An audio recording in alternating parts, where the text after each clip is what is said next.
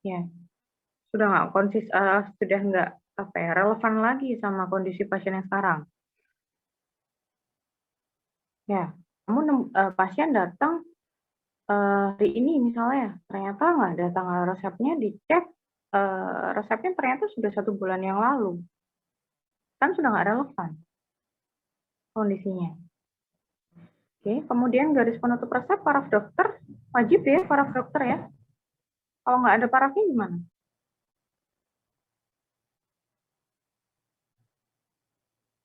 Kalian terima nggak kalau kalimat resep nggak ada parafnya nih?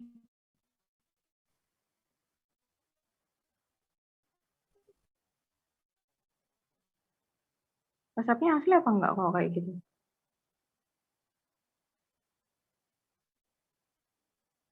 Gimana? Enggak, Bu. Enggak.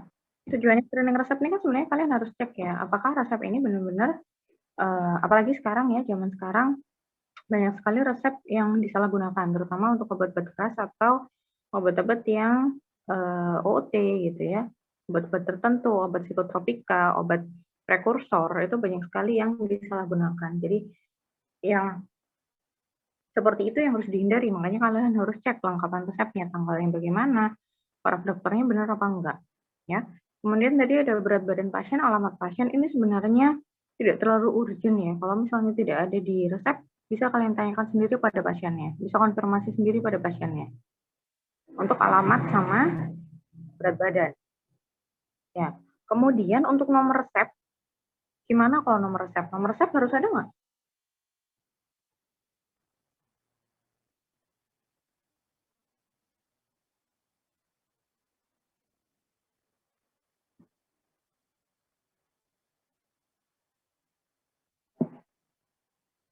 Kalau nomor resep itu sebenarnya administrasi dari apotek ya deh ya. Jadi tidak tertulis di resep yang diberikan dokter untuk dibawa pasien pulang kemudian dibungkus, tapi nanti nomor resep itu akan dinomori ketika resep itu sampai di apotek.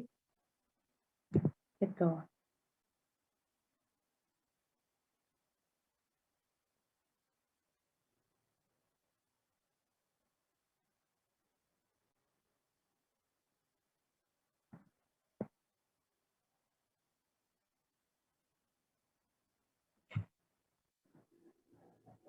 Ya, kemudian isi resepnya ada apa ini?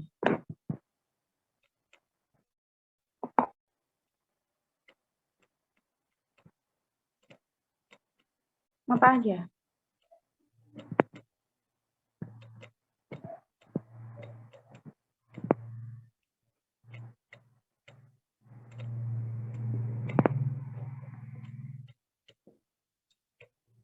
Apa aja isi resepnya?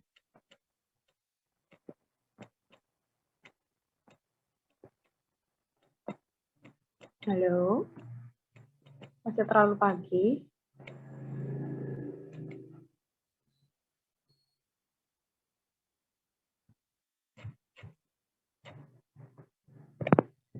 Kalian tadi ngeracik itu ngeracik apa aja isi resepnya?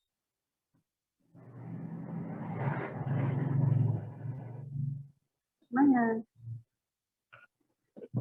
Yang kamu masukkan mortir tadi apa aja?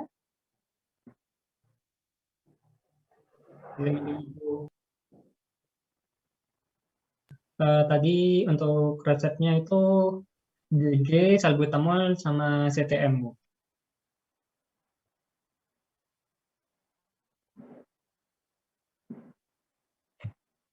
Oke, GG, salbutamol sama CTM. GG itu apa? Obat apa? Indikasinya apa?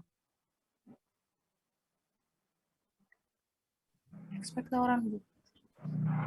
Ekspektoran, dosis 10 mg untuk anak pasien 10 tahun sudah benar atau belum?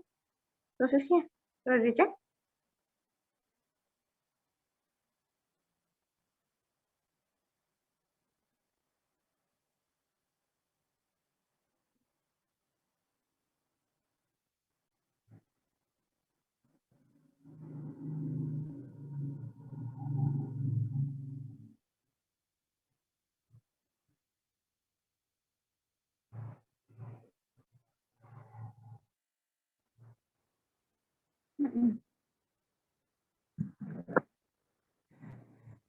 Gimana perhitungannya?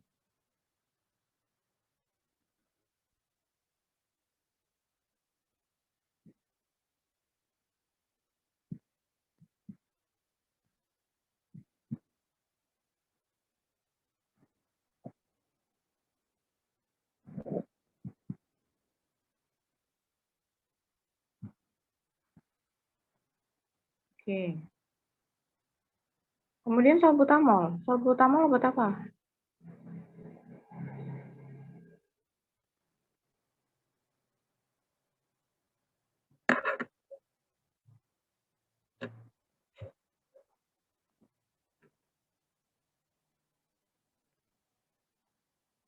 Untuk sesak, Bu.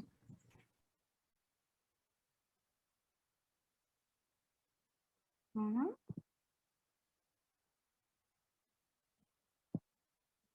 Terus? Itu aja.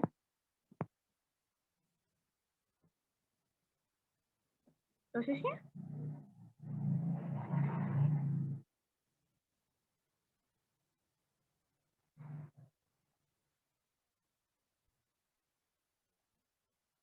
Dosisnya bagaimana?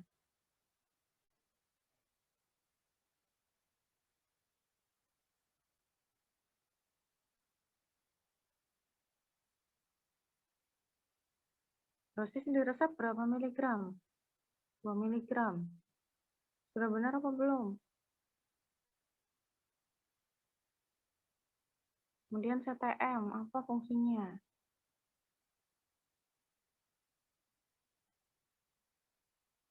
Tor. CTM setengah tablet. Kalian hitung dosis pastikan di jurnal kan? CTM setengah tablet ini tablet yang digunakan tablet berapa miligram?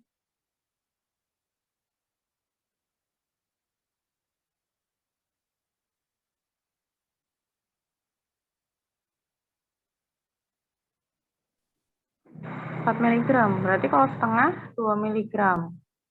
Ya. Sekarang 2 miligram, CTM 2 miligram untuk anak 10 tahun bagaimana? Udah sesuai underdose kah atau overdose kah?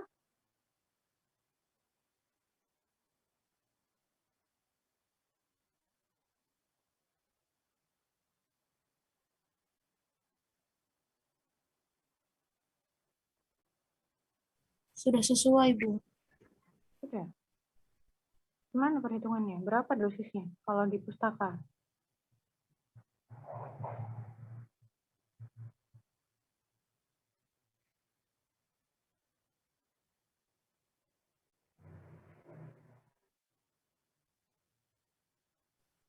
Untuk dosis maksimum orang dewasa itu 40 mg per hari. Jadi untuk dosis maksimum anak 10 tahun, 10 per 20 dikali 40 mg per hari, sama dengan 20 mg per hari.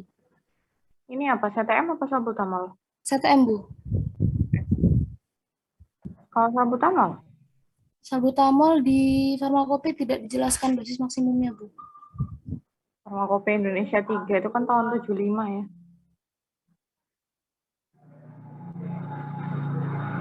Pustaka yang lain coba. Sebenarnya dosis di Farmakope Indonesia, apalagi edisi 3 ya, sebenarnya sudah tidak relevan gitu, untuk digunakan. Karena sekarang itu sudah sampai Farmakope 6, ya, dan pustaka untuk ngecek dosis itu sekarang udah banyak, nggak cuma Farmakope. Ya, kalau kalian lihat di peraturannya atau di buku farmakopenya gitu ya, itu nanti pasti begitu ada cetakan baru, pasti dijelaskan kalau cetakan farmakope yang lama itu sudah tidak bisa digunakan sebagai acuan. Ya. Oke, coba nanti dicek lagi dosisnya. Kalau di farmakope nggak ada, cari di pustaka lain, DIH misalnya. Tahu kan DIH? Ya.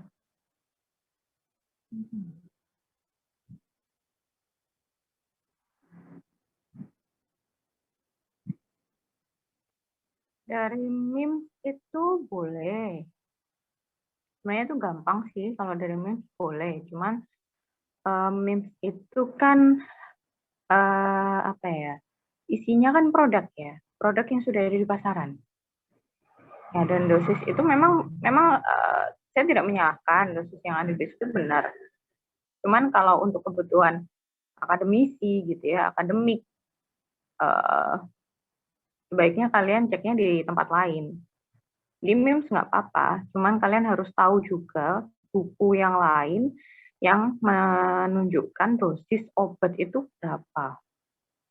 Kalau MIMS itu kan sudah komersilnya.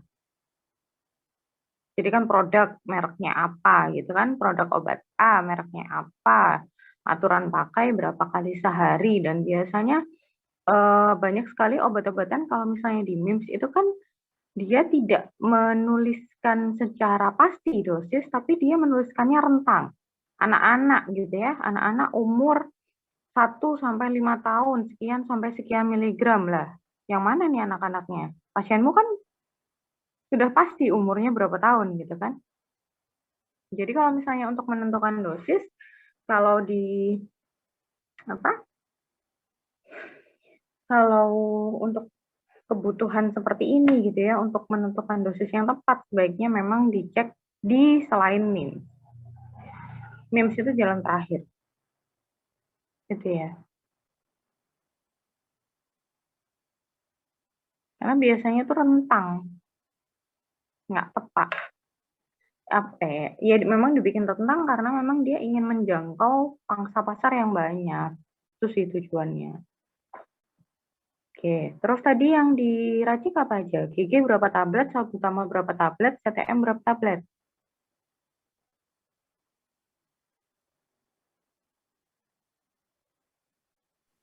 Izin menjawab, Bu.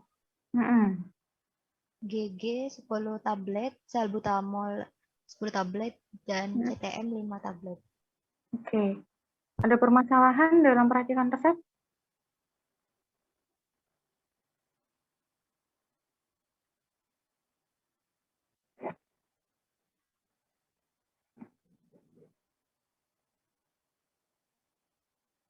Izin menjawab, Bu. Hmm. Masalahnya yang pertama itu masing-masing bahan obat memiliki warna yang berbeda. Kemudian salbutamol merupakan bahan obat yang merupakan obat golongan obat keras. Kalau misalnya tablet, masing-masing tablet warna yang beda, kenapa?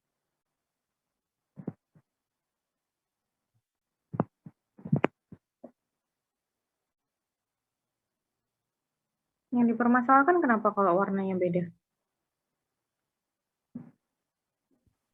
Yang dipermasalahkan di sini kalau misal di gerusnya itu tidak sampai homogen, nanti warnanya jadi nggak nyampur gitu, Bu. Makanya harus digerus sampai homogen.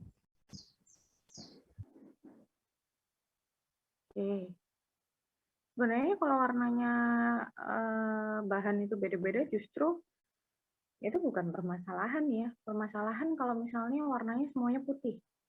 Kalau warnanya semua putih, kamu campur sampai kapan, kalian nggak ngerti sudah homogen atau belum. Cuma kalau misalnya warnanya ada yang kuning, ada yang oranye gitu ya, ada yang putih. Kalau misalnya belum homogen, itu kan sangat terlihat.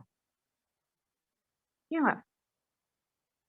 Kalau ada warna lain di situ, kalau ketika puyermu itu belum homogen, itu sangat terlihat sekali. Justru homogenitasnya itu bakal akan jauh lebih terjamin gitu ya. Beda cerita dengan kalau misalnya semuanya putih. Gimana caranya kamu cek itu sudah homogen atau belum? Ditambah dengan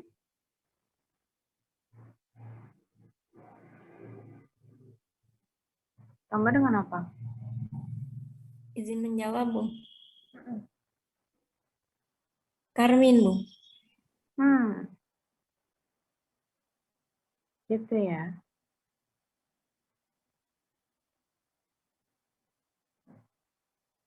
Oke, itu resep yang puyer GG. Untuk resep puyer GG tadi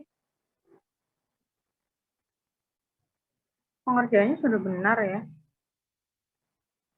Mungkin karena kalian kan sudah pernah praktek di lab secara offline gitu ya, jadi sudah nggak terlalu nggak terlalu kaku lah, intinya sudah bisa melipat ya, walaupun ada beberapa yang belum rapi, it's okay.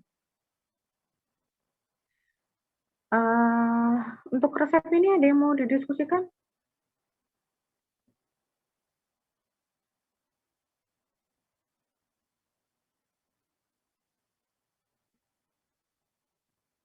Etiketnya apa? Sorry, lupa. Etiketnya apa? Izin menjawab putih, Bu. Tulisannya? Signanya?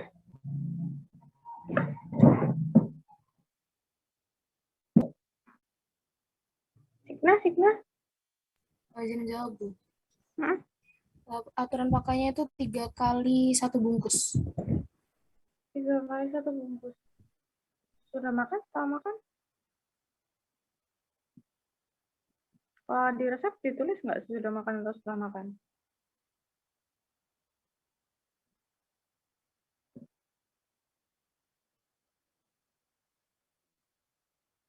Tidak ditulis, Bu. Ya deh. Terus, kalau di etiketnya kamu tulis gimana? 3 kali 1 bungkus gitu aja?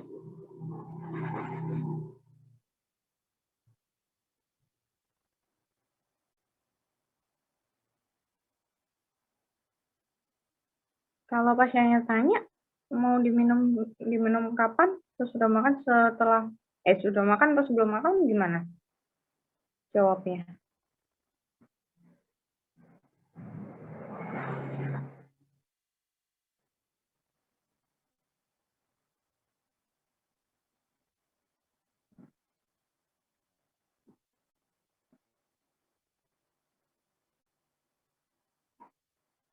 Tuh.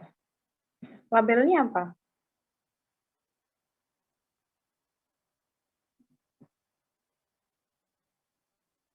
Butuh dikasih label apa enggak? Butuh, Bu. Apa?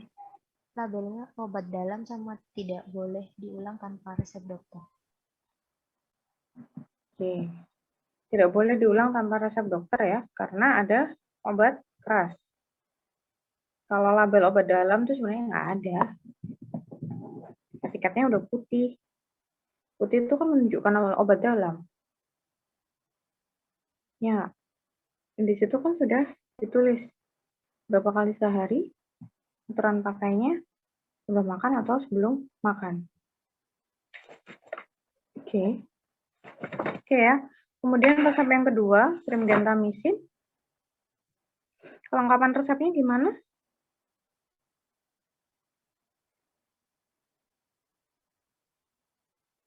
Oh ya, resep yang pertama BUD-nya berapa lama?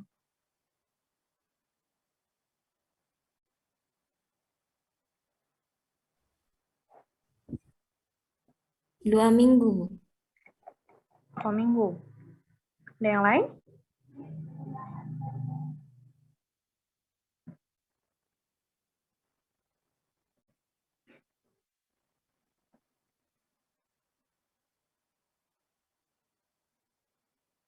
Oke.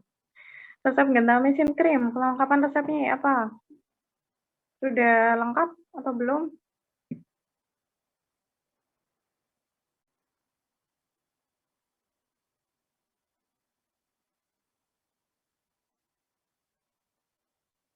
Tuh, kalian tuh masih ngantuk dah.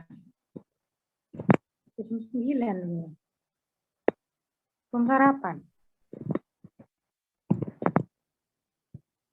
Izin menjawab, Bu. Nah, Untuk resep yang gentamisin krim itu yang belum lengkap itu tanggal penulisan resep, kemudian instruksi peracikan resep, garis penutup dan paraf dokter, kemudian berat badan dan alamat pasien.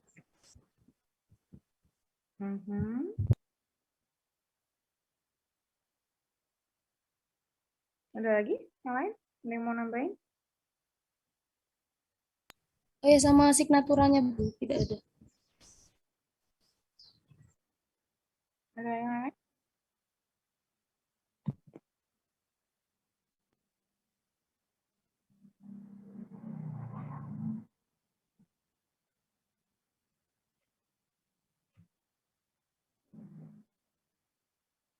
Ya deh. Tanggal penulisan resep, oke ya. Paraf dokter nggak ada. Ini resepnya asli apa enggak? Itu kan usia, alamat pasien bisa dikonfirmasi ke pasiennya masing-masing. Kemudian tadi apa? Instruksi pembuatan. MFLA-nya itu ya.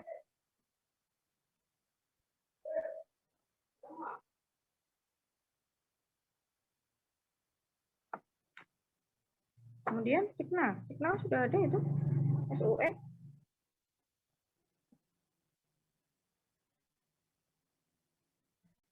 Kemudian di sini apa? Ada gentamisin sama betametason. Gentamisin itu apa?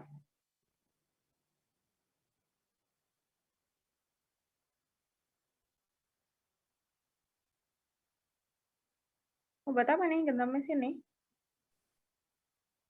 Antibiotik, Ibu.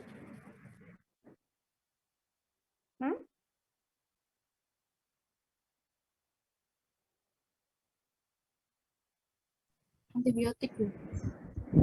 Antibiotik. Di apa? Untuk penggunaan salep. Untuk kondisi apa nih?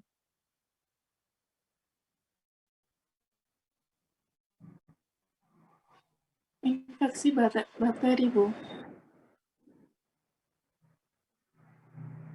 Kenapa infeksi? Infeksi bakteri. Gentamisin krim yang kalian pakai yang berapa persen? 0,1%. 0,1%. Kemudian betametasonnya. Betametasonnya buat apa? 0,1%. Betametason obat apa? Kortikosteroid topikal, Bu. Kortikosteroid. Indikasinya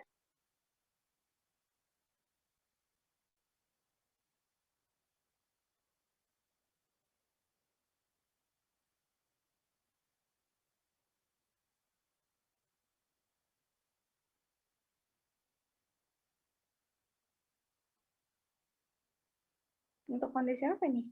Indikasinya.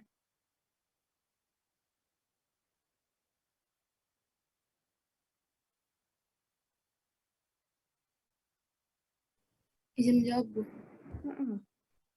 Betametason itu obat untuk mengatasi peradangan pada kulit yang disebabkan oleh sejumlah kondisi, contohnya seperti eksim, alergi, atau psoriasis. Oke. Permasalahan resep? Ada nggak permasalahan resep?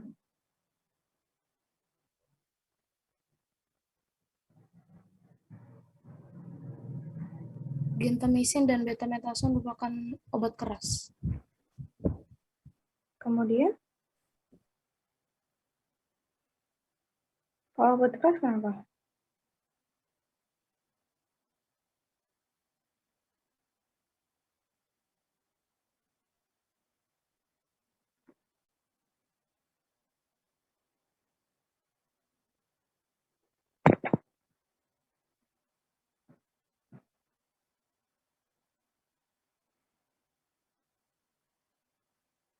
Permasalahan lain kira-kira ada nggak?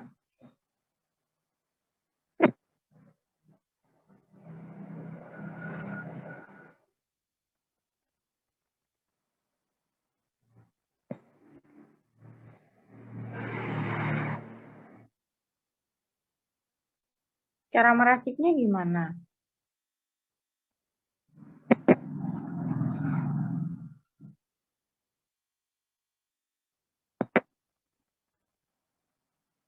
Gimana cara meraciknya tadi? Udah kesulitan pada saat racikan?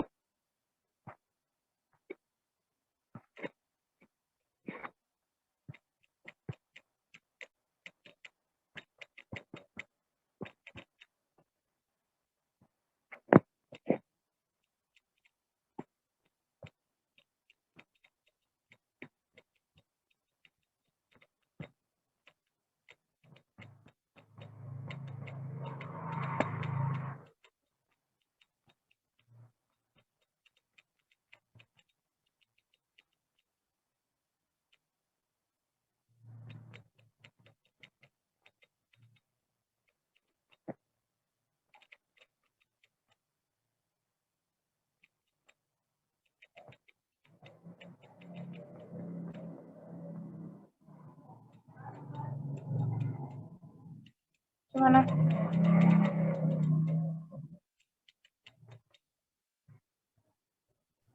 Izin menjawab, Bu. Mm-mm. Mungkin karena tekstur keduanya yang merupakan krim itu, jadi saat dicampur bersama itu nempel di dinding-dinding mortir dan mengotori mortir, Bu.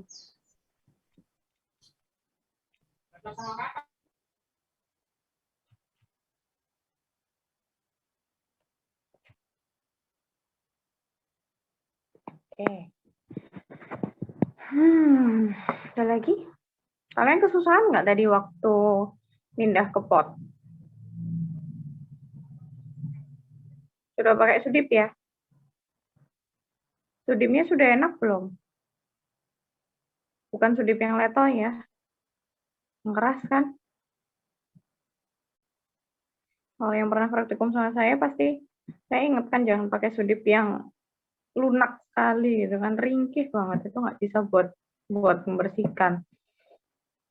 Mungkin ini teknis ya, teknis yang saya amati dari tadi. Untuk yang krim sebenarnya untuk membersihkan itu memang susah, relatif lebih susah daripada diaan yang serbuk.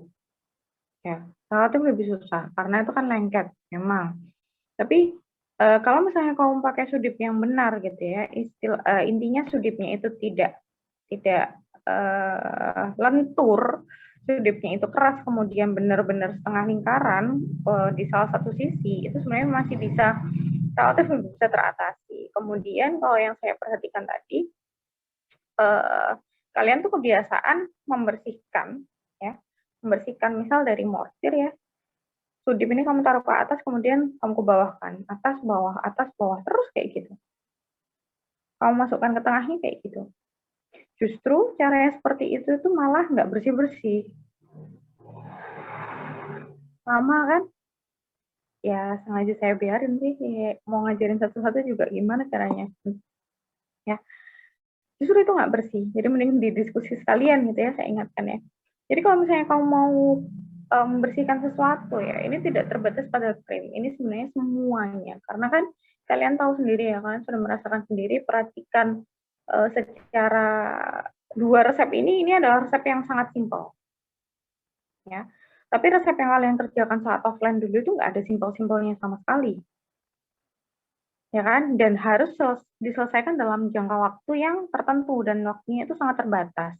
Memang semuanya itu harus cepat, harus tepat, harus efisien semuanya. Ya, jadi kalau misalnya kamu mau membersihkan semuanya gitu ya dari mortir, itu sebenarnya bukan dari atas ke bawah gini ya terus keliling itu malah justru bakal nempel di dinding. Tapi kamu taruh mortirmu, taruh sudipmu itu di satu sisi. Coba nanti dipraktekkan ya. Saya nggak punya mortir kebetulan di rumah. Jadi kamu taruh sudip itu di satu sisi, kemudian kamu swipe muter. Paham nggak? Bisa bayangkan nggak? Ya. Jadi yang berputar itu apa ya? Mortirnya gitu loh.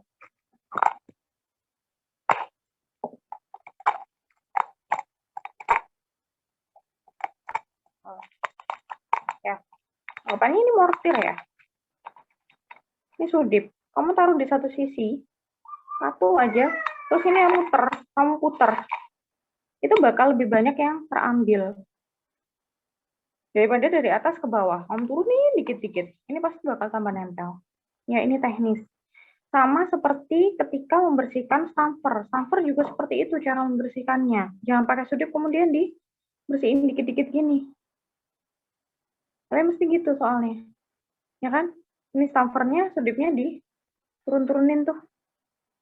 Ini bakal nempel tetap. Jadi kalau misalnya ini stamper sama, taruh di satu sisi gitu ya. Sudipmu, kemudian kamu swipe muter-puter itu namanya si stamper. Mungkin setelah diskusi nanti bisa kalian praktekkan ya, coba kan masih ada kan sediaannya, setelah difoto kan boleh kamu bongkar lagi. Ya, coba di mortirnya itu jauh lebih bersih. Jauh lebih bersih, jauh lebih cepat. Ya, kemudian kamu masukkan ke pot ya, pakai bantuan 2 sudip, jangan cuma 1. Jadi begitu di swab gitu ya, nempel di satu sisinya sudip, kamu bantu pakai sudip yang lain untuk masukkan ke pot. Kalau misalnya tadi kamu membersihkannya itu naik turun terus gitu ya, dari atas ke bawah, yang namanya sediaanmu itu akan bleber kemana-mana, nempel di sudipnya itu kemana-mana gitu.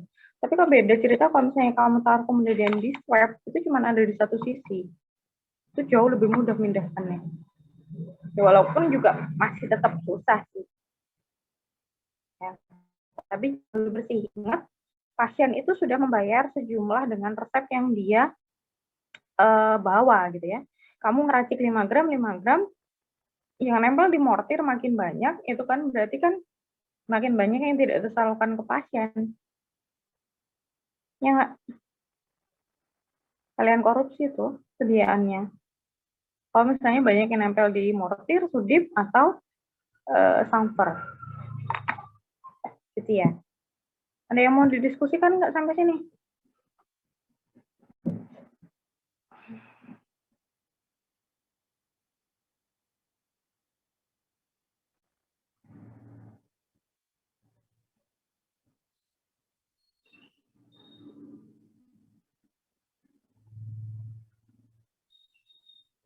Nggak ada? Kalau nggak ada yang mau didiskusikan, mungkin silakan ada sisa waktu yang tadi mengulang pretest atau yang belum pretest bisa pretest. Ya, yang tidak punya kewajiban pretest silakan disusun laporannya, masih ada waktu. Kemudian tolong dicek lagi ya untuk absensi sudah masuk semua atau belum. Ya. Oke, kalau tidak ada yang mau didiskusikan, mungkin saya akhiri di sini ya. Terima kasih atas perhatiannya. Assalamualaikum warahmatullahi wabarakatuh. Waalaikumsalam warahmatullahi wabarakatuh. Waalaikumsalam.